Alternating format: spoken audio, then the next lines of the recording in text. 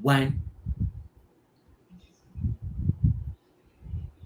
And it's Mother Love and Mr. Shaq C coming to you live and in living color. Hi, babies. This has been one roller coaster ride. I'm telling you, I'm so great. Hey, Shaq C, how my baby doing? Hey, Mother Love, I'm doing all right. Yeah, yesterday was pretty crazy. So thankfully, nothing happened to my computer, but I know everybody around the world was shook. Oh, I had a telehealth conference. You know how they talk to you on the with the doctor on the computer like this. I'm like, I don't know. But in a way it's good, and in a way it's not. And now the doctors are saying, okay, well, if you have this issue, you have to actually come in. But they charge you for being on the computer. It's Yeah, the same charge as the same thing. office visit. And I was like, but I only talked to you for like 3 minutes, and you want Yep. your full price. Same And thing happened to me. look, and see, you know what that is? That ain't nothing but Satan trying to stop us. I don't even want to talk because there's so many, it's just so many, so much evil energy out there. That's why when we get to do this on a Saturday to bring some light and life and humor and some knowledge to the people who came up and showed out when we were doing forgive and forget, way back at, listen, when you did this, I just thought it was like 2 years ago. You said, Mother Love, it's been 26 years. I'm like, Hmm. wait a minute. Our grandchildren weren't even born. They weren't even a gleam in their daddy's eyes. And they're like, oh, I didn't even know that this is how long we've been doing this. And this is how long, Mother Love. Well, I just my 47th year as Mother Love was past June 6th. So I've been Mother Hmm. Love legally and bonded for 47 years. And I keep telling that guy that keep coming into the door with this big gray beard and big giant. And I'm like, why you keep calling me hello, mother? I ain't wait a minute. What is I actually am Mother Love. And I'm Yeah. out. And I just and what we do every Saturday, and I am just so grateful and honored to be here with you, young man, and that you are so willing to share these stories. And and I really be trying to keep my game face on. I just want you to try to keep my game face on. Hmm. And you just told because I've been having a couple of bad days with all the crazy stuff, and I kept saying I let everybody down because I spoke up for for the passion of forgive and forget. I spoke up for the guests. I spoke up for the team. I spoke up for the people who we worked together to produce that. And then you come in and go, okay, I don't know what they was tripping about, my love, why they took you off of TV, and I got some things I need to say, and people need to hear what you're doing. And then we get to do forgive and forget with Shaq C, and you listen to me. So what? Okay, wait. I just want you to know. New box of tissue. Okay. All Good. right. This is Shaq C, and we talk about shows that were on Forgive and Forget, the people who are on Forgive and Forget. And because you said this is what was missed, you said this is what's needed. Even your tell him what you told me, what your granddaddy said. Uh, well, when Robin Givens replaced you, She did she not replace me. Will well, y'all she. stop I'm saying that? sorry. She didn't replace No, she me. didn't That replace me. woman was That looking for they a chose. job like everybody else. Yeah, She had children to feed. She had a family to take that's care of. true. She did not replace me. She came and stood in the gap when other people wouldn't. And I will never, ever say anything negative about her for that. And that's another reason why they kept me off. Because I said, when they kicked me off, they said, well, we want you to do a show with Robin Givens and her replacing you and how that makes you feel. And I'm not doing Oh, that. yeah. You are, and one of the TV shows, I'm gonna tell you, it was one of the entertainment shows, Entertainment Tonight, Access, or whatever it was, and they wanted me to be on the show, and they wanted her to come on the show, and they wanted us to like go through this battle. It was just stupid, and that's what I said. That's just stupid. That's stupid. What do I look like as a nut? And this is when we were all black. we were black women, and there was a fat black woman and a skinny black woman. You know, they're putting all these labels on us. And I said to them point blank, I'm not gonna do that. I won't do that. And my sister, God rest her soul, they called her because they start calling all my friends, and all my co-workers, past co-workers, and my family members. And you know, I just want to tell y'all, my people are crazy. They cuss. My baby sister cussed out the reporter when they called. Other all my relatives just told me, I ain't telling you nothing. They went to one of my former uh, co-workers at a school bus as a school bus driver, and they Wow. took to my sister, and she was just saying, what she knew, and they printed it in the paper, and they tried to crush me and my sister's relationship Wow. and my relationship with my co-workers, and I'm like, no, I'm not gonna do it. And then, oh well, you have to do so and so and such, and you need to go so and such a place. And I was like, I don't think so. You got a host named Mother Love hosting a show called Forgive or Forget, and you want me to allow people to come on this show and scream and holler and cuss at each other? And let me tell you who told me to stand my ground. Don't you take it. Don't you take it. You do what you do because you good, Mother Love. You are wonderful. Jerry Springer. Mm-hmm. And they said, well, we want you to be more like Springer. And I called him because I've been knowing Jerry Springer for a long time. I knew him when he was the mayor of Cincinnati, Ohio. And I don't know why they think I don't know people. I know Jerry Springer. I know Les Brown. I knew George Fraser. I know all these big powerhouse people in Ohio. I dined at the governor's house. I know people. And they were like, oh, but that people don't want that. I was like, well, I'm not going to do it. And I felt really bad for the way they treated her, Robin Givens, on the show. And I told I'm not, no, you don't pay, and I didn't say you all don't pay. I said, y'all don't pay me enough money to do something evil and vulgar to another person that I know catch hell in this business. This chick was catching hell from the time she was on the TV show in the school thing, and she was the pretty girl. And she's still the pretty girl. And no, you don't get to use me as a tool to take down another person. I don't care where you are, what business you're in, and I just want to do it.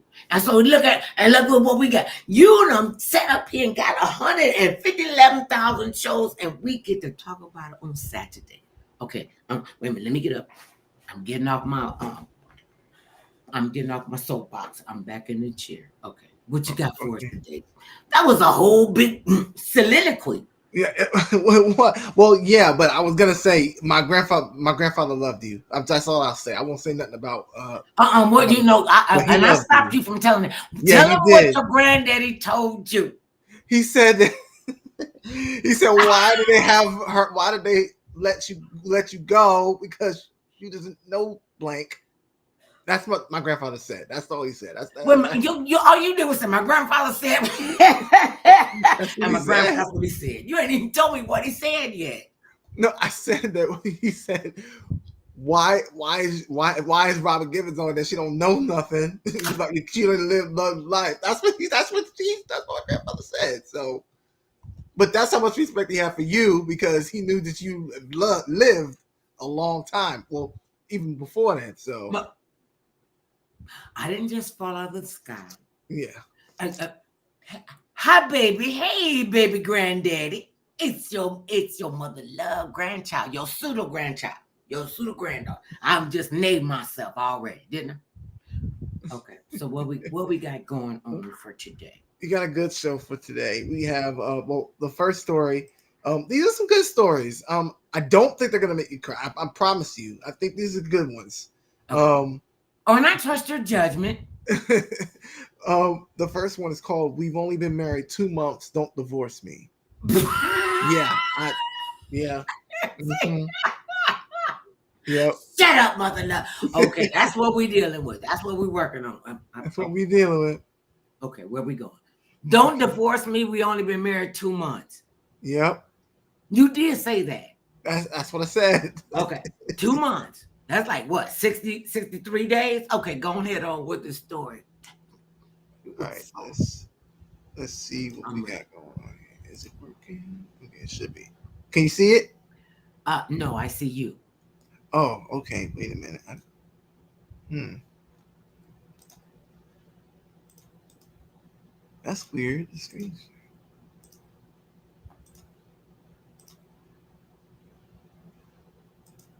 Can Oh you wait, see wait, me? he didn't do the thing for me. Is it coming on? Wait a minute. Maybe I should be pushing this button.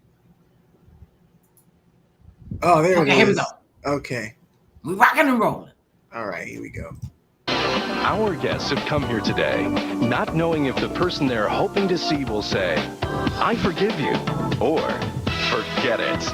Welcome to Forgive or Forget. And now the host of Forgive or Forget, Mother Love. Hello, everyone. Welcome to Forgive or Forget. Let's meet our first guest. My husband and I have only been married for 2 months. Our marriage was going great until I quit my job. The bills started piling in, and we almost got evicted. My husband blames me for our debt, and I'm afraid he's going to leave me. But today, I'm begging him to stay. Let's bring out Melissa Thornton. Melissa, come on out.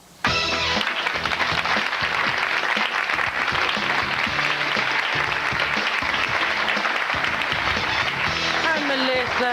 Hi, Mother Love. Now, Melissa, your husband Charles is backstage listening. Now, we'll find out if he's willing to accept your apology or not a little later on. Now, Melissa, tell us about your relationship with Charles. Well, me and Charles met at work, Okay. and we dated for about 10 days, and then he asked me to marry him. I wanted to marry him, so I said yes, but I asked him, was it sure? Wait, did you say 10 days? 10 days. Like, 10 days. that's not even 2 weeks. Right. What was the rush, Dalfae? It wasn't a rush. It just felt right. I asked myself, even though I've known him for such a short period of time, could I imagine not wanting to be around him, not having him in my life? And I couldn't imagine it, so I wanted him in my life. So he said, marry me, Melissa, and you said yes, and you jumped the broom. Mm-hmm. And then what happened? Well, once we got married, he got offered a better job during the day. So I said I was going to look for a job during the day because we were working third shift. Okay. So I got offered a management position. However, being that I just moved to where I live at in Georgia, and I don't know my way around. So I would have had to transfer to another store in Georgia. Mm-hmm. I couldn't get there. I don't have a car. Oh. So the supervisor told me, well, come on as an associate manager, and I'll just move you up. And that way you won't have to leave the store. Well, when I got there, I found out that she moved someone else up, so there was no place for me to move, but to a sales associate making $6. So I felt it was unacceptable, and I quit 4 hours later, which caused the bills started rolling in. We rented an apartment, but when we rented it, I had just got my income taxes, so it wasn't a problem paying to move in. But then, without a job, the rent came around in May. That's a funny thing about that rent thing. It comes around every 30 days, huh? Yeah. Uh-huh. We couldn't, he had bills before he met me. You know, he has a car, he has credit cards, just like, the average person does. So the rent couldn't get paid, the gas bill couldn't get paid, the cell phones couldn't get paid. Nothing could get paid because he's paying all his bills, which he only has enough money for. So he went to his parents.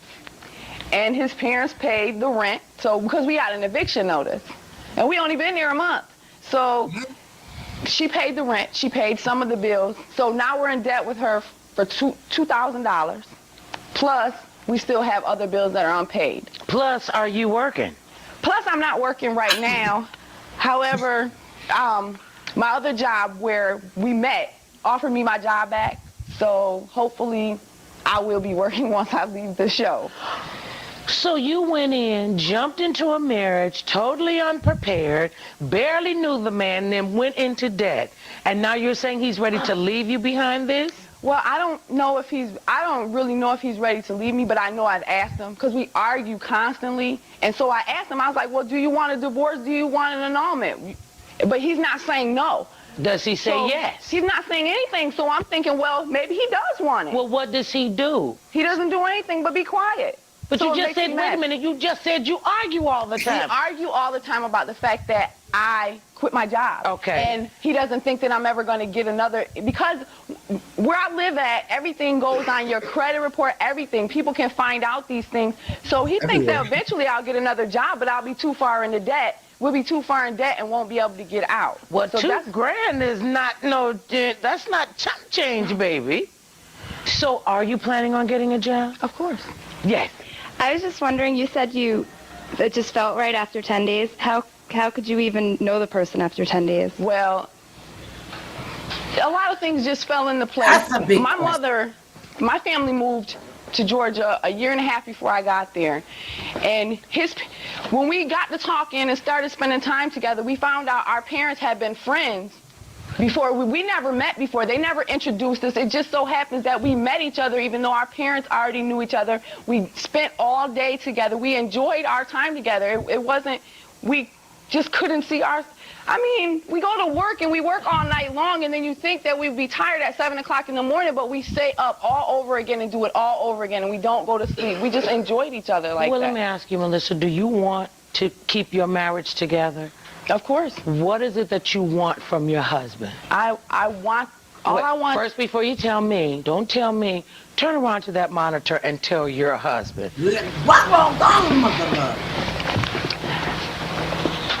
Charles, I just want you to know that I'm sorry for quitting my job. I wasn't trying to quit my job because I didn't want to work. And I do love you and I do want this to work. You know that hopefully I'm going back to work and maybe it'll make things a little bit easier on us and we can get these bills paid. But I just would like for you to forgive me and to have a little bit of patience with me. But I also need to know if you want an annulment, if you want a divorce, then I need to know an answer because you won't ever give me an answer. And I'm hoping you can give me one today as well as forgive me for putting us in debt as far as we are already so early in our marriage. Now, Charles, don't say anything yet. We'll find out if you'll accept Melissa's apology right after this. We'll be right back. Melissa. Okay, now wait for 1 minute or a couple of minutes, everybody. I just want you to know, and first of all, thank you everybody for coming in and commenting on this.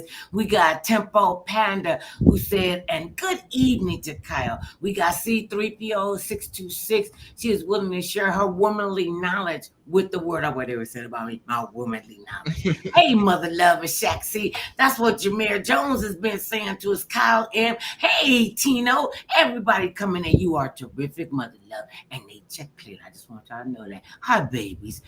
We got another comment from Kyle M. Oh, my God. I was in the audience for this show.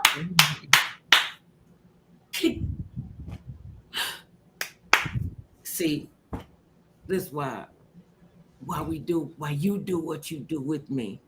Who would have ever even thought that? You know, hey, Jameer, good evening. Kyle M. Wow, that's awesome. Shaq, I went to her show a few times. Mother Love is great. See, I didn't have to make it up. How about that? Hi, babies. Thank you for participating. Thank you for paying attention with what we're doing. Thank you for understanding that the world needs to forgive or forget.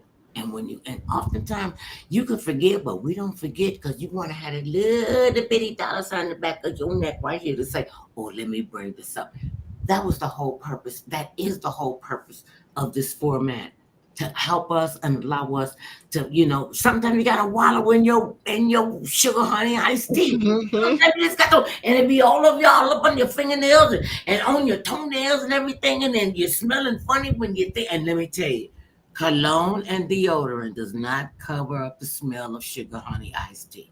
I'm just saying that goes for a whole body cleansing. And for her, for 2 months, for 2 months, you've been married. You just jumped up and got married. Marriage is an institution not to be entered into lightly. I tell people that all the time. You got to be able to stand up and say, I'm going to do this every single day with the one person for the rest of my life, and everything is going to be cool. and you're not even friends, you're not even on the same page as your friend. This is the information about finances that I got as growing up as a woman. Our mother taught us romance without finance is Is a a nuisance. nuisance. Okay, Yeah. let's go to the rest and they was in the nuisance stage right here with their romance and their finances not gelling, and that's why it's a nuisance. Okay, let's go with But just to say, like that woman in the audience said, 10 days? You don't know. I don't know nobody. You don't know your dog for 10 days. That's crazy. Like, wow. You don't even fart out loud when you in public in 10 days at the job. You going in and you holding in, and your face all puffed and everything. You know, you just got to get someplace quiet and fart. Okay, 10 days? Yep. Really? I mean, what was she and or he expecting in 10 days? They didn't even say 2 weeks. She said 30, what she say, 60 days, 2 months, 60 days. And so you got 60 days. And then you think, oh yeah, this will be a good thing. Oh yeah, don't leave me. Okay, be awesome. Be awesome. Thank you, Kyle. Kyle said, I agree with you, mother love. I know that's right. Just recently discovered you are on the channel. Shaq, Shaq C, how you doing for doing this with mother love? See, people love you. Oh, that's really nice. Thanks, Kyle. You just wreaking. We're gonna wreak havoc and run amok. I remember when the big door opened and no one was standing behind it. That meant that person wasn't forgiving the person over there, and it take a lot.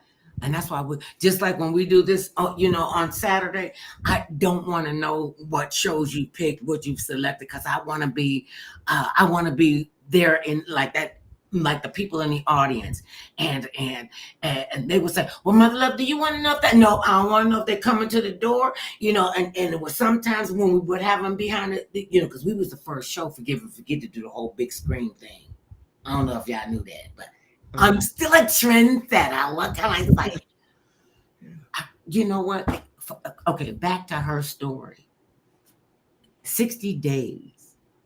You are married. You jumped into this marriage, and 60 days later, you are coming on a nationally syndicated talk show with Mother Love to say, oh, please don't leave me. Shut up. Let's see what he has to say. I won't be judgmental at this point, because y'all know I'm really judgmental. People are saying, you don't judge me. Don't come out here in public. Don't be talking to Mother Love, because y'all judge me. Y'all take me like I am. I can take. We are going to be judged no matter who we are. When you walk out that door, people are looking at you and saying, just from what you present, large, black, round, short, thin, tall, whatever. And for 60 days, okay. Yeah. I'm trying to get my head ready. I know. Okay. I'm ready. Okay. All right. Welcome back. We're here with Melissa Thornton. Melissa says her marriage has been on the outs ever since she quit her job, causing her and her husband to go into serious debt. Now she's afraid her husband Charles is going to leave her. Oh, Melissa, let's see if Charles is willing to work things out. Walk over to the door.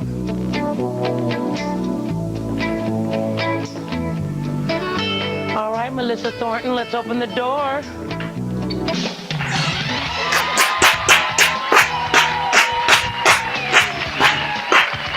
Chuck, boba, banana, pizza, boba. Yeah, Chuck. Hey, Chuck. Oh. It's for somebody that say I love you, y'all coming over this all slow. Just all meandering over from the door. Talk to your husband. I just want you to know that I never meant to put us in any of this. And I just want you to know that I love you and I want this to work. And I need your forgiveness, because I need to know, are we gonna work on this? Because we're never, with the animosity between us, we're not gonna get anywhere. It's just gonna keep on going on and on and on and on and on. And it doesn't matter if I get a job, if you still harbor ill feelings towards me, then we're not gonna get anywhere. You know, No, I never wanted a divorce. I love you very much. I love Alexis. I treat her as my own, and I feel that as long as we have God on our side, that we will make it through. Well, I didn't see that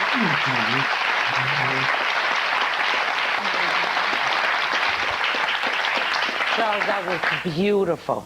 That was so lovely, so touching. You've been married 2.5 months. You knew the woman 10 days.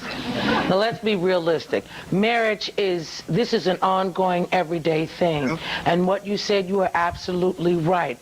Together, if you work on it, you can get through anything. But let's make no mistake. You can love her ever so much, that's not going to get the rent paid. I got this little thing the mother love says. Romance without finance is a nuisance. You can love somebody ever so much.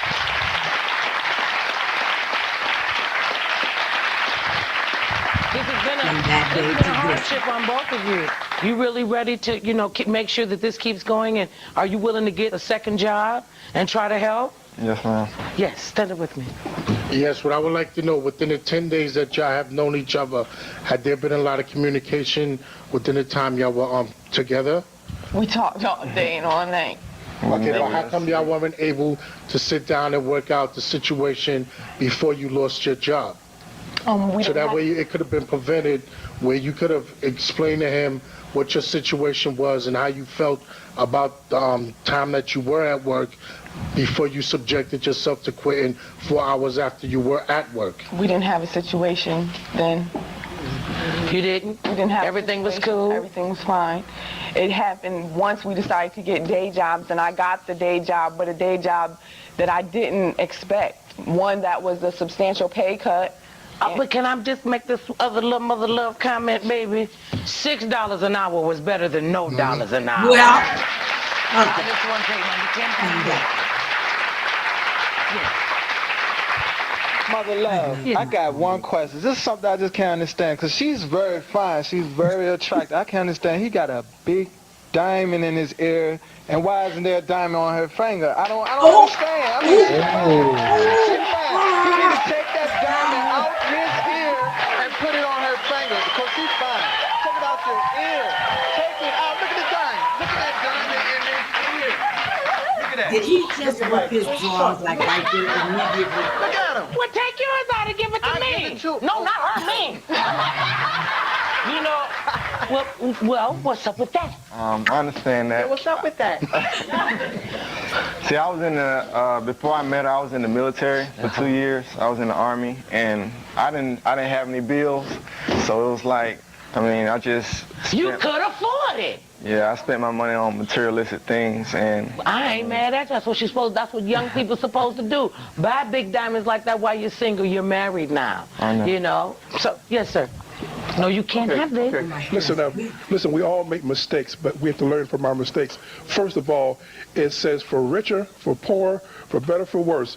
And you're going to be tested to see if you obligate yourself to every one of those things. So sometimes stuff happens. But Melissa, baby, I don't care if your job is funky.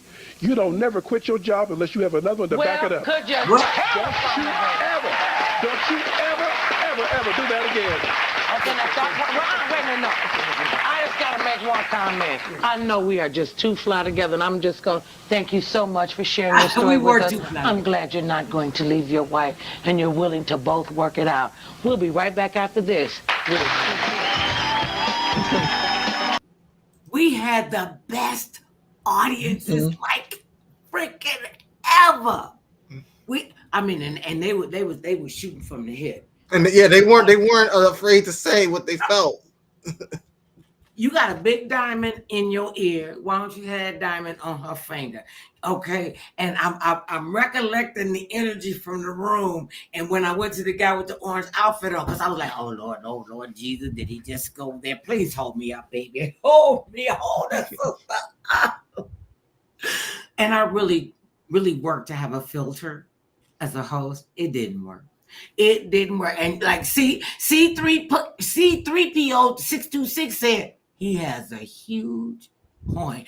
Oh, damn.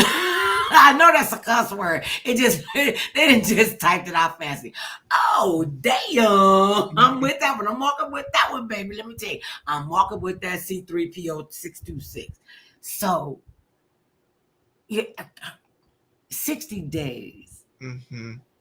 And I'm glad that they were able to see the error, that she saw the error of what she was doing, and the fact that this young guy, said, I don't want a divorce. Let us work on this, because marriage it's a work every day. It's a you got to get up every day. And I don't know who told married people that it's going to be a 50-50 relationship. That is the biggest crock of crap like ever.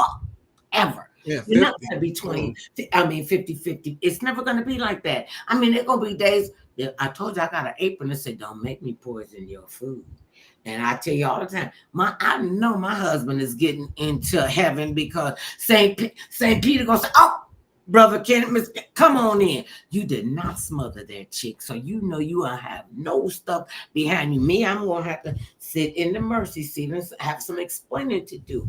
And what you don't want to do in your marriage is have explaining to do. Talk to each other. Communication is the key. You might not like what they saying, you might not like what he's saying, you might not like what you're saying. That's why it's important. It is critically important when you're talking about spending the rest of your life with this person, that you have some foundation, that you sit down together and say what you mean and mean what you say. And then you got to stand on that for the duration. We just found, me and Ken, we've been knowing each other 52 years. I'm like, wow. I'm not even 52 years old. How could that even happen? You're only 26. I'm only 20. Thank you very much. See, it would take you. Okay, you're only 26. When you told me that, I've been off the rails ever since you said that. The audience from the 90s era were no joke, laughing out loud. Trust no one. That's what their handle is. The Ricky Lakes and definitely the Jerry Springer audience members.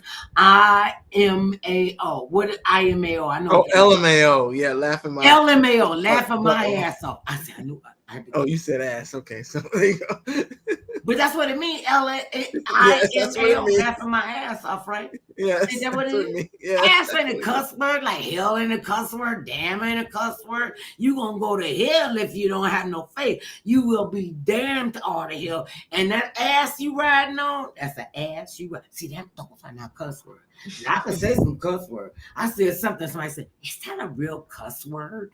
I'm like, what? Where did he look that up? That's for a whole nother show. And trust no one. They sometimes wanted to fight, or you sent them a stern message. I wasn't gonna have all that going on in the studio. Hi, babies. See, I thank you, babies. Thank you, babies. And see, when I hear stuff like this, and I'm no different than anybody else. So I said this to you earlier. That I said to the audience that I feel like I left everybody down because I fought for us and the integrity of our program, and the creativity of our producers and our directors and all the people who put that show together. It just wasn't me. My job was to be the best host that I could be. I remember they would have like this big floor-length mirror. Right before I went on the stage, I got my two security guys, John and John. Hey, y'all, I hope y'all still on the planet, because they protected me with their life. And they would be there. And I thought they was there to protect me. And I found out two of them was there to protect all them diamonds I had. And so they had a big mirror, a floor-length mirror. And the hair, makeup, and wardrobe people says, well, Mother Love, how come you don't never look in the mirror? What I gotta look in the mirror for? I ain't understand that. To see how you look. Oh no, your job is to make sure I look good. You're the hair person, you're the makeup person, you're the wardrobe person. If I come out there, my wig is sitting on sideways, that's the hair people. If my makeup, one eyelash down here, another one, that's the makeup people. If one of my teeth is down here and the other one is up here, that's the wardrobe people. That's not my position. That's not my job. My job is to trust you with what you do.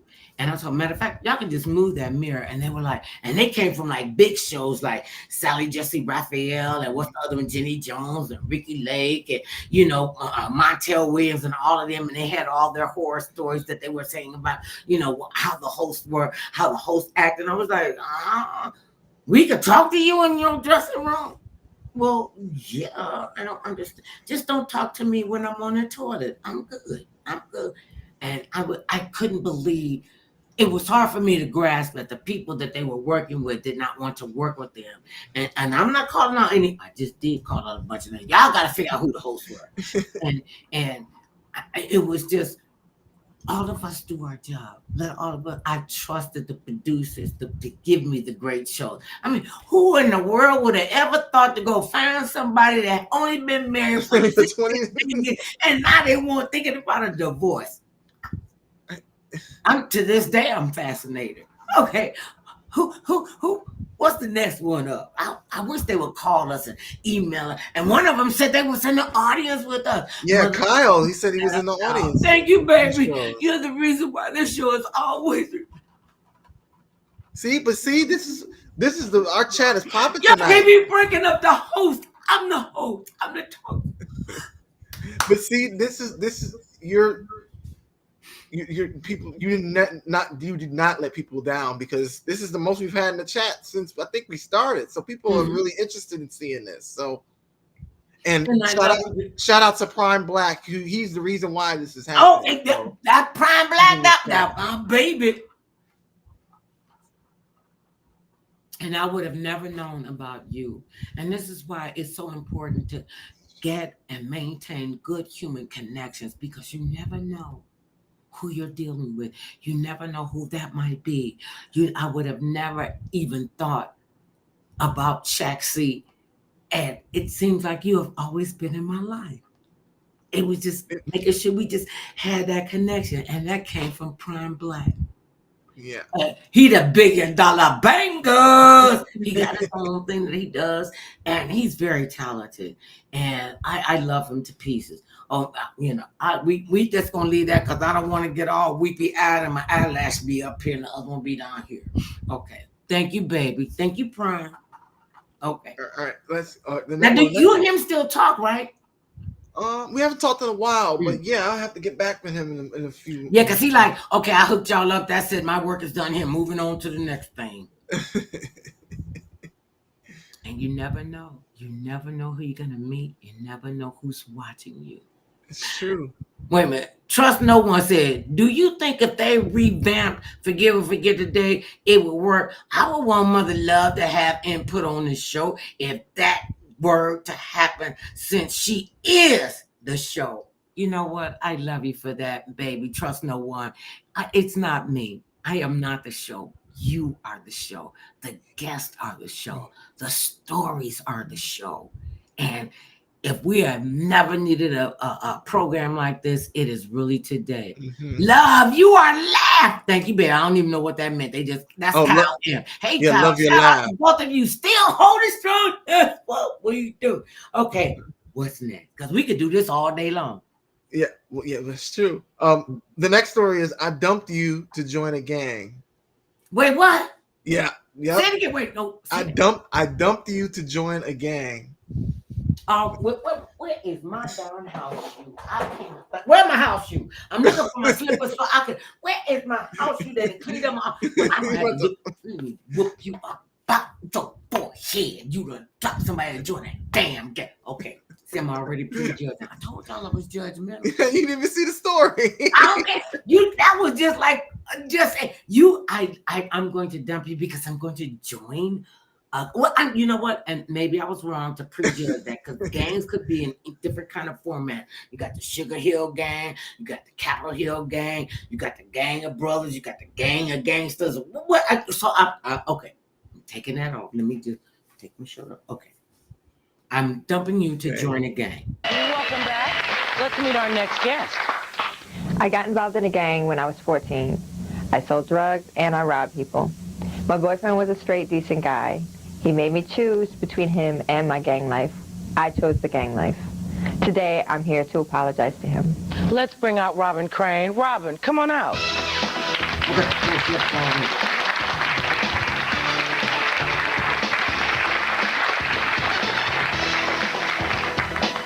Hi, Robin. Hey. How are you? I'm okay. So now, Robin, tell us about your relationship with your ex-boyfriend. It started when we were real young. I'm 24 years old right now. We were both from two different lifestyles. I was more the aggressive one, and he was more the submissive one. I thought he was fine, though. I mean, he took my heart when I first saw him, and we were young. And we hooked up, and we were together for about a year, maybe a little less. He was my puppy love. And I wanted the thug, you know, I wanted the roughneck. I wanted the excitement and everything, and I was young at that point, so I wasn't really thinking straight, thinking, oh, this guy is good for me. Or looking for somebody like that. Were you already involved in this thug life? I was on the streets and I was selling drugs. Doing whatever. I robbed people. I mean, whatever it took to get a dime. He was, like I said, the total opposite. He wasn't about that at all. He never knocked me down for it, though. I just got bored. I got really bored because I wasn't used to being with a man like him. What kind of man were you used to? I mean, you're 14. I know, but I was used to hanging out and being a brat. I'm being a little... Just being a brat. Thugette. Yeah, just being a brat. So you're out in the street robbing people at gunpoint? This happened when I was about 16 or 17. I started carrying guns and stuff, yeah. When I was about 14, I was just hanging out and being a brat. Then you graduated I graduated into the... Yeah. So what did you graduate from being a little thug to now a senior thug? It's not I heard funny. a lot of people. I heard a lot of people. Robbing, stealing, selling dope. Yeah, I mean. Come on, baby, you want to get it out? Get it out. It's all right. I did stuff that a woman, you know what I'm saying, had no business doing. I'm trying to find out, like what, baby? It could be a 55, 60-year-old woman, and I'll put a gun to her head and take her. I wouldn't care. And he knew the direction that I was going. And he told me that if I didn't stop, you know, that it was done and that he didn't want nothing to do with me. And that we weren't, because we were going to live together. I mean, by this point, we had progressed in our relationship when we hooked back up the second time. And he told me to leave it alone and stop BSing around. Okay. He wanted something better Yeah, he wanted something better for me, and I was too ignorant. What did he say to you to make you know he wanted something better? He gave me that ultimatum. He told me that if you want us to live together, you need to leave the streets alone. You need to stop, you know, doing wrong when you don't even need to be doing wrong. I had a good man. He was a good man. I mean, he was my best friend. He waited 1.5 years for me to even go to bed with him. You know what I mean? It wasn't like, we weren't even a sex thing, and it was just, we'd ride around, we'd do things that normal people I wouldn't think would do. We'd go to a park and just lay down and just talk about things. So he saw a Robin that you didn't even see. Yeah. He saw the special person that was inside under all that gang banging. And I was used to dating the knockoffs, you know what I mean? I was used to being with them. So you get a decent guy. He says to you, Robin, you can do better than this. Either that gang life or me. And what happens? I left him alone. I didn't talk to him after that. He wrote me a letter, and I knocked him off. You just cut him off like that? That was it. But you said this was somebody that you loved. I thought that my friends were more important to me at that time, and I thought that money was more important to me at that time. Well, we spoke to Robin's ex-boyfriend, James, about what happened. Here's what he had to say. When we first met, I knew she was into gangs. I was just looking for a friend at first, and then it grew into something else. I can't believe she chose the gang life over our relationship. I'm not the type of person to hold a grudge forever, but I'm also not the type of person who forgives and forgets easily. I know that. Robin. I know. You saw him, and a whole different look came over your face.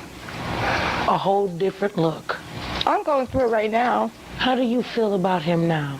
Seeing him. He was my best friend. It's not even about wanting what we had, like, oh, we're gonna live together. We had all these, things we were gonna do. It's his friendship. But okay. That I miss him. What hurts you the most? Right seeing now, him like that. I'm involved with somebody right now. Been with him for a couple years, or about a year and change now. Had a baby by him a few weeks ago. He's on the streets, and now it's vice versa. I'm hurting, and I'm saying I want him off the streets. I want him to stop, doing what he's doing, because he's got more to give. He's got a lot of potential. These were the things James was saying to me back in the day, and so now I know how I did him wrong, and I can't imagine hurting James like that, and I feel horrible for hurting James like that. So you don't like the way it feels? I don't like the way I feel, and I probably made him feel 10 times worse because I didn't give him a reason. Everybody got their hands raised. Yeah, we have a few questions. Yeah. If he forgives you, is it that you want to get back with him, or you just want him to forgive you? We had something real deep. I need his forgiveness. I do, but I want him back in my life. We don't need to be together. He may be married happily. He may have a good girlfriend. I don't know, because he deserves that. I'm not here to wreck anything he has, but he knows me better than my family knew me. I mean, he knew me, and I miss him. I've missed him for a long time, and it's just time to...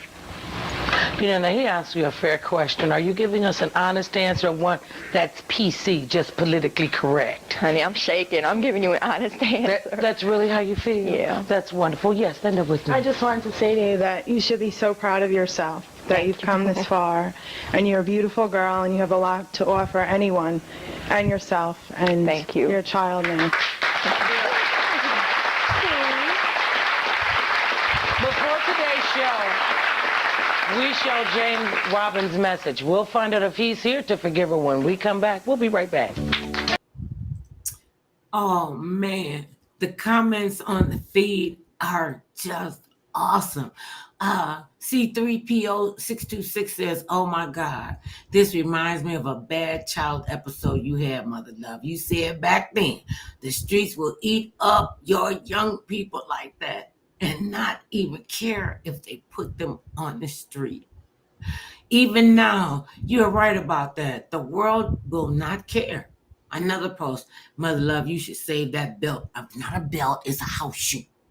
It's a house shoe. Save that belt for Christy Meeks being disrespectful to her mother, Diana. We talked about that. And people need to get away from things like that and find better, positive forms of expressing themselves. This is too heartbreaking, Jameer says. Watching this brings tears to my eyes. Trust no one say, yep, Jameer. So we all talking to each other, and we appreciate you guys chiming in. And we need to get connected, more connected with each other. And Shaq, I'm going to tell you, when this jump off, when this jump off, I'm already telling you, it's going to be me or you and Prime and Mr. Kennedy, and y'all be taking all the crazy people that stuck with me. Because, I'm the crazy person. In every relationship, there's the crazy person and the person that takes care of the crazy person. The crazy chick, and y'all take it. Okay. Okay. Okay, yeah, ready? Okay. Who's waiting to find out if her ex-boyfriend James is behind the door. Now, Robin dumped him after he told her she had to make a choice between gang life or him. She chose the gang. Well, Robin, before I send you to the door, how long ago have you seen him before you saw him today? God, it's been about 3 or 4 years. Well, it's time to take your place in front of the door and find out just what's going on with James. All right, Robin Crane, let's open the door.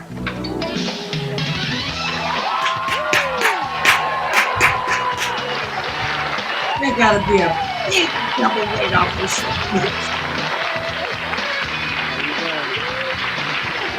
Ooh, he cool. Well, hey, James. I feel better now. Do you feel I better? bet you do. We'll talk to James. I'm sorry. I know. You're my best friend. I know. And you know, he was the first guy I loved. Waited a year. For real. Thought it was a year and a half. Year and a half, give or take. It was up in there. It was a year and a half. But you're my best friend. I messed up big time. I did. And I told her and I told everybody, I'm not here to ask you back. You may be married, you may have a girl. I'm not trying to wreck that. But I miss you knowing me. You know what I'm saying? Because you knew stuff about me that my family didn't know, that nobody knew. I'm happy that, the show called me and you called the show and got to see you again, and I'm more than happy that we could have a friendship, and I want that. But when she told you, she told us you gave her an ultimatum, that you gave her the choice, the opportunity, never knocked her for being in the gang, just tried to steer her in the right direction to say, Robin, you can do better than this, you deserve better than this. When you gave her the ultimatum, look, it's that thug life for me, and she just put you aside, what went on in your heart? It hurt, but I've seen other people go through the same thing, and I don't want to put myself to that, So what did you do? Situation. I had to think with my head, not with my feelings. That had to be hard, though. Did you care for her? Definitely. Do you care for her? Yes. So what could you look, here I go, mother love, get out of people's business. I'm just trying to. Well, do you have a girlfriend? You married? No, I'm not married, but I do have a girlfriend. Oh, okay. See, I'm just checking. I just had a baby, and I'm with him. So. Just checking, because now she understands what you were trying to tell her, because now she's standing in those same shoes. Are you out of that life? Oh, yeah. You're done with that? Yeah. I mean... So, there are a lot of young people who are still involved in that. Yeah. And they might want to try to get out, and maybe they don't know what to do. Yeah. What would you say to those young people, Robin? If you got to move away and you got to be away from any bad influence in your life, move away. If you don't know nobody that you're going to, there's always a shelter you can stay at, and there's always someplace you can get back on your feet, find a job, work like that. Something. Very good.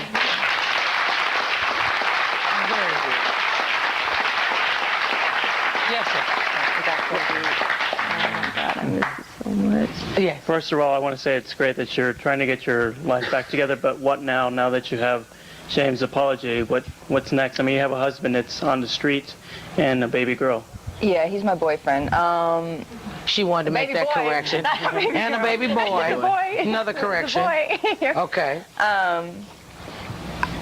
All I can do is just be patient, I think, and hope that he makes the right decision. But if he doesn't, I cannot, like he said, and he knows. We have been separated for a couple weeks where he's been in and out, and he knows that I'm not living like that, and I'm not going there. And I love him. It doesn't mean I don't love him, but I'm not going to put my child in a situation that's going to be dangerous for him. Yes, ma'am. Why would you leave James to go back into something that you were already trying to get out of?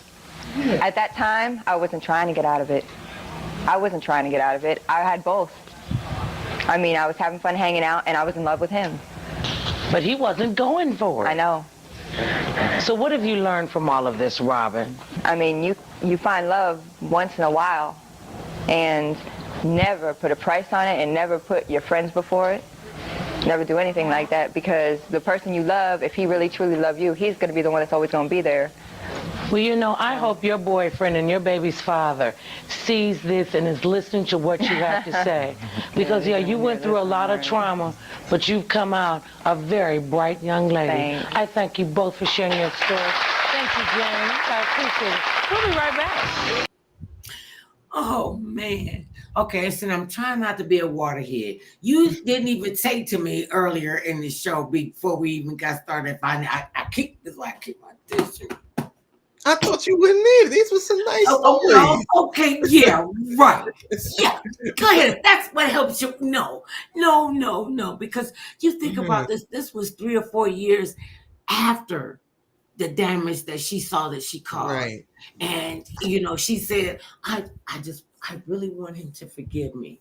And I got to be ready for him to not forgive me and not forget and forgive and forget, forgive or forget. He didn't even make that choice. She came to him. She called the show and said, whatever she said to the producers, because our producers were like awesome. Reza Slaslow and Michelle and Melinda and Eric, C. all these and all these great people that were there doing great things with us. Tanya Persons Irby, that's my girl. And I can remember most of them. Carolyn Malinsky and Warren and all these wonderful people. They heard that and they said, okay, they really want to do some stuff, Mother Love. She really wants to try to, get herself together. And they didn't even know when they were talking to him at first, when they found out that this was like 3 years later, that she felt so compelled that this guy deserved to understand where she came from. And she just wanted to say she was sorry. Somebody said, is this a live stream going to be done regularly every weekend? Yes. Or every Saturday? Yes. With Mother Love and Shaq? Yes. Or is it just a here and there occasion? If so, it'd be good to alert the fans of the show. Every Saturday from 5 o'clock to 6 o'clock Pacific Standard Time. Shaq is on the East Coast in New York City. I'm on the West Coast in LA County. And this is, somebody else said, stories like these are exactly why Forgive and Forget is always remembered in 2024.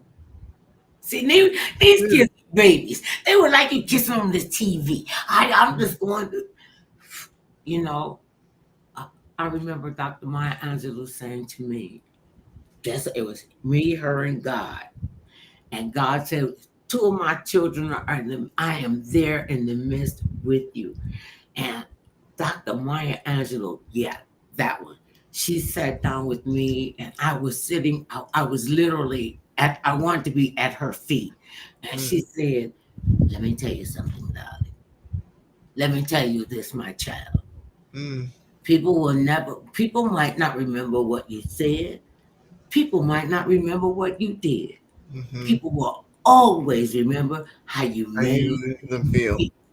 Do you know? Yep. And to have this kind of love, to know that it's out there, to know I'm just not ambling around. I got you. And Shaq's got you. Prime got you. Mr. Kennedy. And God got all of us. Okay, let me put my eyelash back up under my bang. And I'm ready. Okay, I'm ready. I'm ready. Oh, you want to keep going? Oh, okay. Mm-hmm. Oh, okay. That was only 2. Was that only 2? That was only 2 stories. Yeah, it's only 2 stories. It was almost 9 o'clock. Oh, okay. We'll keep going if you want to. Okay. The next story is, son, I'm sorry I let dad kick you out. Okay. Yeah. See, I don't know where the titles take me. they're a roller coaster, that's for sure. Okay. I'm ready. Producers. Okay. Welcome back. Let's meet our next guest. My name is Margaret Sessions.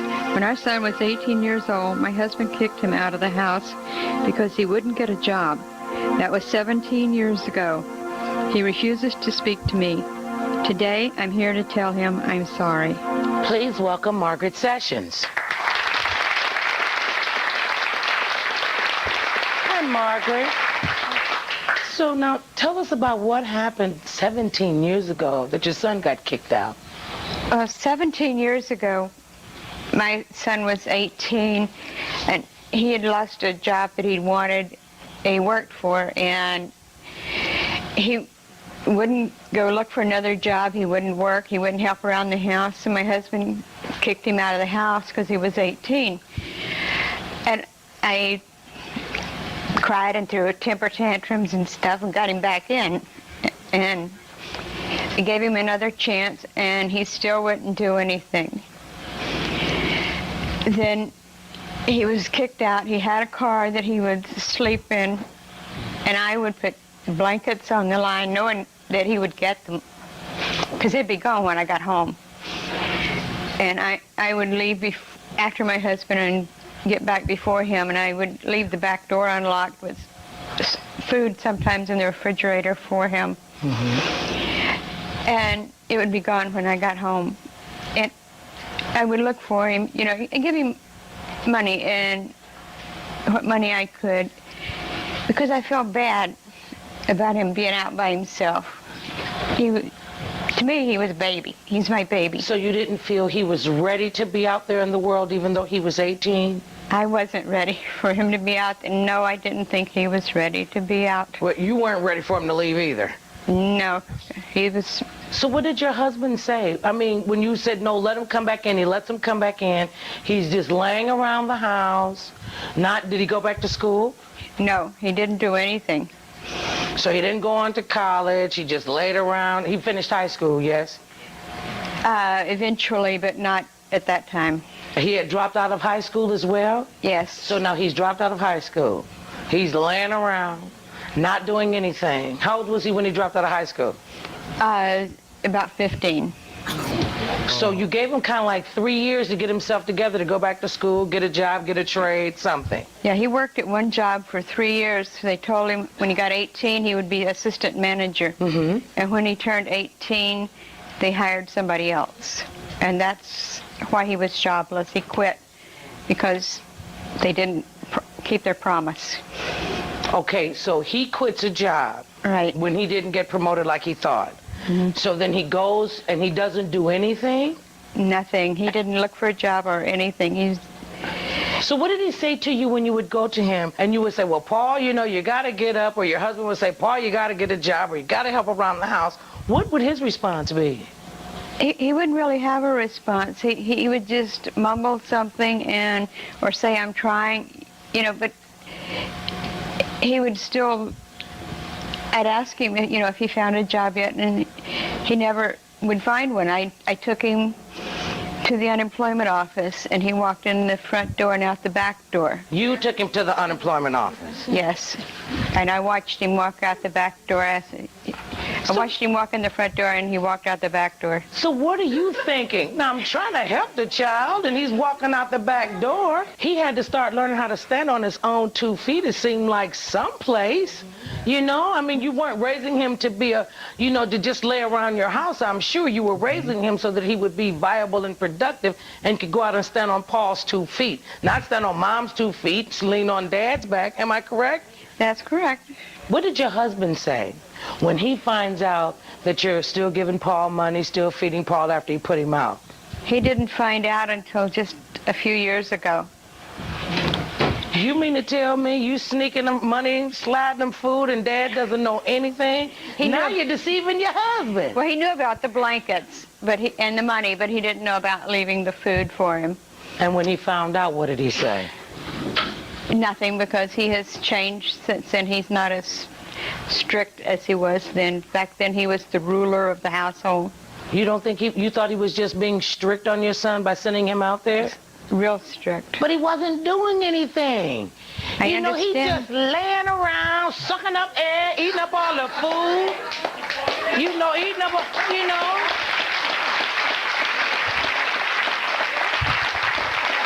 I mean, and I know this is your son. My adult son lives with me too. But if dude didn't have a job, he would be living at somewhere else other than with me. Yeah. Now, how long was it between the time you left? When was the last time you saw your son? I saw my son in February, but it had been 10 years between that. Did you talk to him?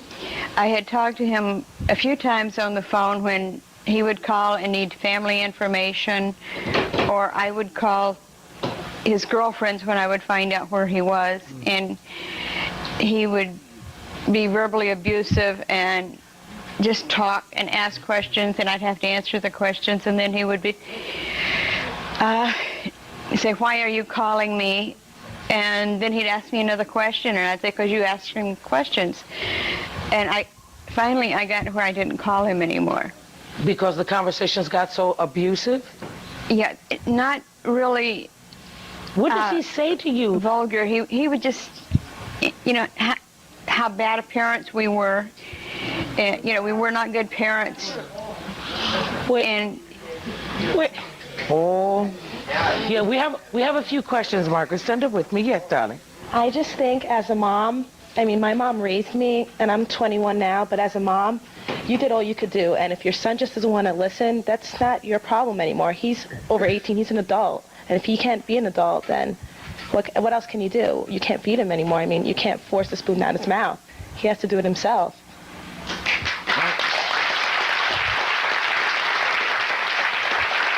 Well, Margaret wanted her son to know how truly sorry she is for what happened. Take a look at her message. Paul, I'm sorry your dad and I kicked you out when you were 18. I was the best mother I knew how, and I have been so hurt because you won't come back. It's been 17 years. Paul, please forgive me. Give me a chance to be part of your life and your baby's life. Paul, give me a chance. Oh, Margaret, before today's show, Paul got to see your message. We'll find it if he's here when we come back from our break. Okay? See, that is pure mother love. That is mother love. You don't care how crazy your child gets, but you can only raise them so far. You know, for him to say that they were bad parents, no, he was a bad son. He didn't want to take the direction of the parents, you know, and I know his father was like, did I put forth a trifling, you know, don't want to go anyplace, do anything, son, on the planet? What happened to his viable productability as a you know, coming into the world, and what is he going to show? What is he going to stand up? It's not about, and I'm gonna tell you this, as a parent, and I know millions of mothers around the world, you can only do so much. You can only raise them so far. I have one, my husband, we have one son. And I'm telling you, I could have been on the front page of the mommy book raising this kid. I could not, under any circumstances, teach this young person how to be a man. That was not my job. Paul's father said, no, dude, you raise your happy behind up out of here and go out here and do what you're supposed to. And then your mama, you know I love you. She put blankets out. She puts food out. Then he started getting, you know, weird and ridiculous. To me, she's an enabling mother. That's an enabling mother. Yes. You got to let you, and no matter, and it hurts. I'm telling you, it hurts to the core of a mother when you have to say, son, daughter, I got to let you go.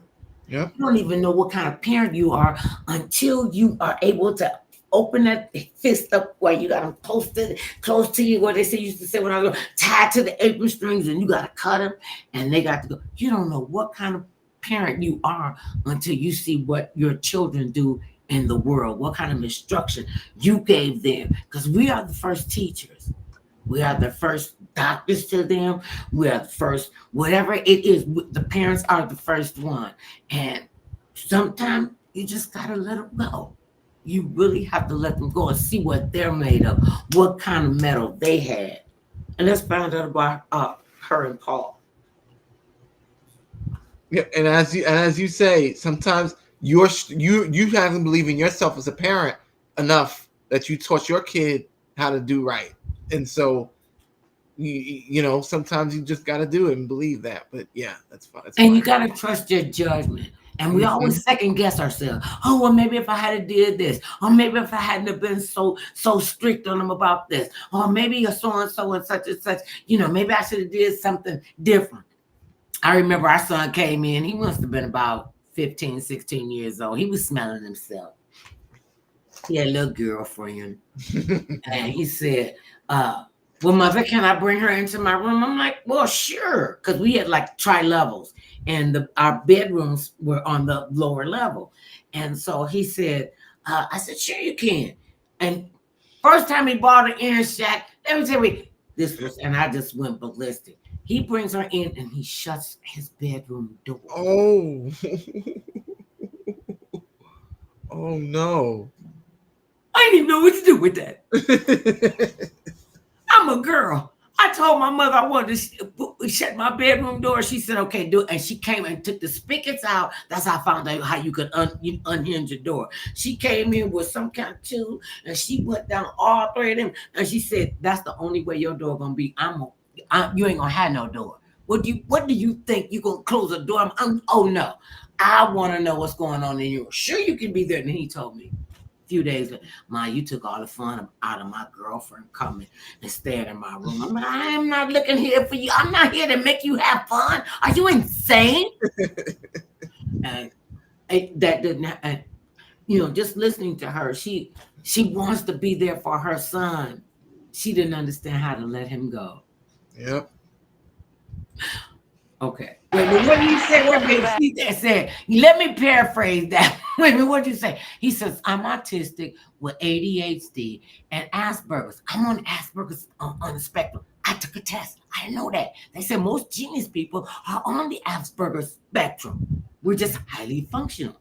Okay, so he said I had to learn your bills come first, food, and then you have to have money left over. You have to let that money over for things you want. It reminded me of that episode on the Cosby Show where when Theo had all the money and Bill was taking this money. If that money lesson, the best line ever was he said, well, y'all got money. He said, we rich. He said, no, your mother and I are rich. You broke. What's up? Wait a minute. Hey, Prime Black. What's up with that, baby? Oh, What's now you going want on? to come in. Hi, baby. Yeah, Yes, I. Yeah, we almost done. I can hear you just fine. Yeah, I just wanted to chime in because I felt like this was a good situation that I think the world needs to hear, for the simple fact that your show I'm what? It stopped recording. Say it again. Said your show We was can't hear helping you. people. Mm-hmm. Thank you. Your show was helping people. Yeah, it's still helping people to this day. Yeah. You were educating people. You were giving people the space to release. Everybody is so wound up and holding on to so much stuff, and it's like a turtle shell. And you've allowed them to express themselves through forgiveness and reconciliation. Situation that you're speaking about right now. I remember when I got loud with my mother, and thought that I was big and bad in my draws. And so, whosoever is not humble shall stumble. And I think that it really goes well that we need to do better, as parents, because we don't have that. I'm not a parent yet, but I know that the experiences that I've gone through and what I've seen, it goes to show that, I don't know that aspect of parent and having to do the best you can. And, when the time comes, having to let them go. I know it was hard for my mother when she had to let me go. And I had already made the decision to remove myself so I could be let go. And so, I think people need to recognize that it's like a rites of passage, almost like, who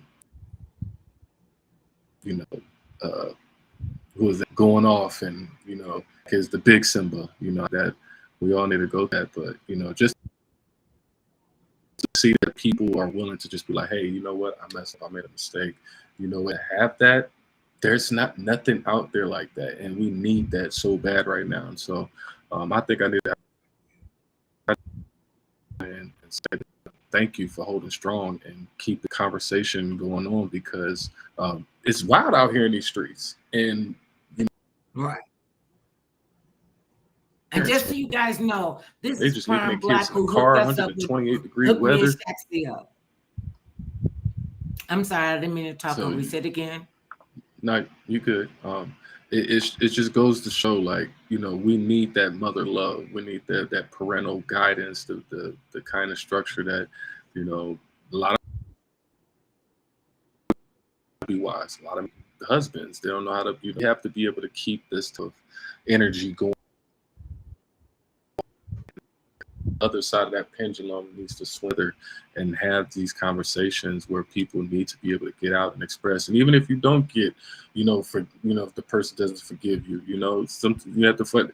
Understanding is the key to healing, and I want people to take that away. Understanding the situation. Hey, you may have made a mistake. That person may have. And we're going to always make clash mistakes. That's how we grow. Yeah. That's how we learn. Yeah. That's how we commune positively together when we can say, oh, my bad. Okay, that didn't come out like I thought it was going to come out. It's just, it's a lot. And I appreciate you, Prime, and I love you, and you, Shaq C, and I love you, and for allowing us to come into this space. This is our safe space. That's all I've ever wanted to do, is make sure there was a safe space for us to come together and commune. And we don't get this all straight. And I don't know why y'all got to stop taking this so hard. What we got to do is understand we are only here for a finite number of time, number of minutes, number of days, and to find the best in ourselves and in each other. Wait a minute, we ain't even finished. Prime Black, I'm in the background. You ain't in no background. You don't know what you talking about. That's my baby. I love you. And I love you. Okay, did we finish with? Oh no, we didn't get to finish. We got to finish. We way on. Y'all finished. Go ahead. Go. Yeah. Okay, let's find out what she said. We're here with Margaret Sessions. She says she let her husband kick their son out of the house over 17 years ago, and now her son won't even speak to her. Margaret, I know this has got to be so hard for you, but it's time for you to take your walk to the door and find out if Paul is here, ready to accept your apology. You ready? I think so. Okay, I'm right here with you. Go take your place in front of the door.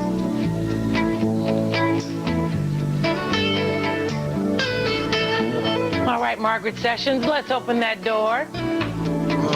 Oh, let me get my house food. He need a whooping. Oh, Margaret.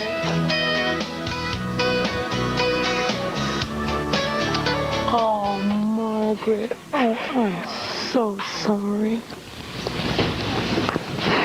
This is your last chance. It's not your last chance. This is your son.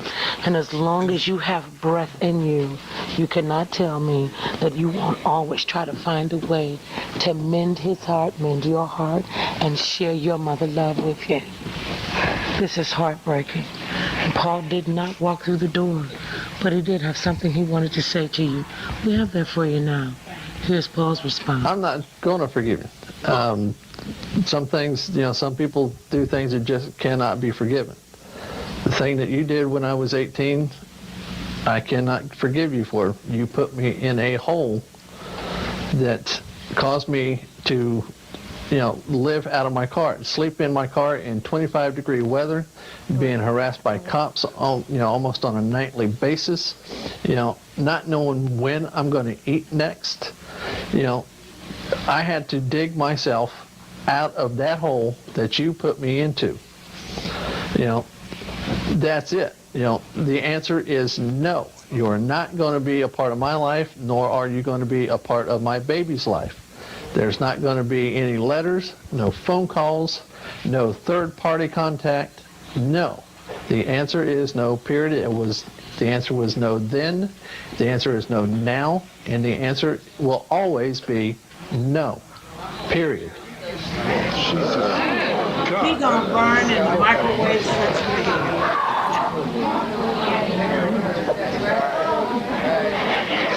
the women position she put him in because he didn't want to stand up and make his They way were painful in words for me society, to so that's hear. all her I fault. can't imagine what is going through your head right now. I think me and this whole audience is behind her. Yeah. Do you understand why he didn't,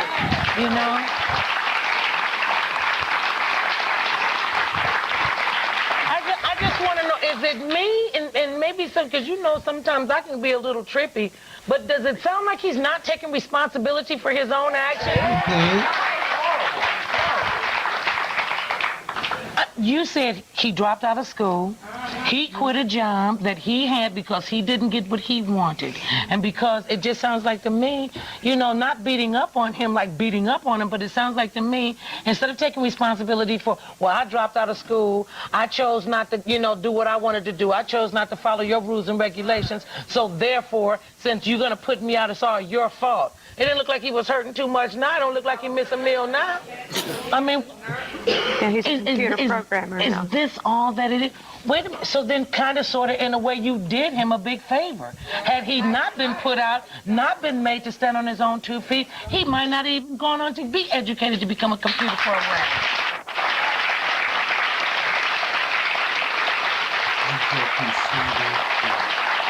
I mean, this has got to be very painful to hear. But one thing it seems to me, Margaret, you got to hold your head up because, listen, our job is to be your parent. Our job is to teach you to be viable, productive people, stand on your own 2 feet. Our job does not entail you being a parasite and laying around on your behind, not doing what you're supposed to do. You're only supposed to be, you can only parent for a certain amount of time.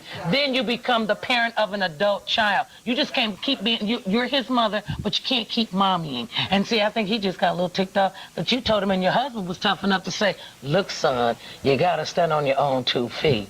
Now, I commend your husband, and I commend you for your effort. But like I know, why even 17 years later, people have a tendency to hold a grudge for a long time. But somewhere down the line, his heart will have to soften, if for no other reason than that's your son and he's somebody's father, and he'll have to answer the questions one day. That's right. You just hold your head up, Margaret. Thank you for sharing your story with us. I know this had to be painful, but maybe he'll come around one day. We'll be right back. Okay. That was worth the wait. Yeah. That really was worth the wait. You can only do what you can do. You can't teach what you don't know. His father, even though he's very bitter because he feels like, okay, I should be entitled to do whatever I want to do, lay around and not do anything if I don't feel like it. I remember doing a TV pilot about that very same thing about these, these grown kids that don't want to get out of the house and they don't feel like they have to have any contribution to what goes on. I don't have to learn how to do my laundry. I live with my mother. She'll do my laundry. I'm like, really? Okay. See, you can only do it. Your world is filled with mother love. You can only do mother love for people who want to be loved. And what we do is we love the people that are hard to love. Here, he says, even if you leave the nest, they will still be your mother no matter what. But you cannot blame shame when you were being damn lazy and not helping at home. Well, not I didn't say that. That's one of our viewers. Just cut to the chase. It's not always me. We just find like-minded people. This has been so heartwarming. And I thank you so much, everybody, for lifting me up. I was having a really down day and beating up on myself and what I could have, should have did. I'm in a learning process and a growing process, just like you. And I want to thank you, Shaq C. Tell people how they can get in touch with you and watch your YouTube channel and all the stuff that you do. My YouTube is at Shaq C on YouTube, and you can email me at atomicdog22@gmail.com if you are a guest or if you are somebody who wants to be here with Mother Love and reminiscing here every Saturday. You can email me right there. See, and we do this every Saturday. And thank you, Prime Black. Thank you, Kennedy. Thank you, all of you who love me anyway. I love me anyway, and like I love you guys. Okay, I gotta get another box of tissue. I love you. Oh, and just so you know, on the Monday on the show, we're gonna have the jazz guitarist, the legendary John Kerry is going to be here with us. He done play with everybody. He makes music for everybody, and he gonna come talk to him with the love. I love you, babies. And remember, no matter how big or tall, short or small, thick or thin, it matters not what skin you're in. Everybody needs some mother love now and then. Check me out on all the platforms. And you can call me. I got a phone number. I'm not going to pay the phone, but y'all can call me. Give me a call when you get a chance. Peace and blessings. Thank you all for chiming in. I appreciate you. Shaq C, thank you. Mother love, thanks. Nice seeing you and you and mother love. I enjoy this live. Thank you, babies, and we'll do it again soon.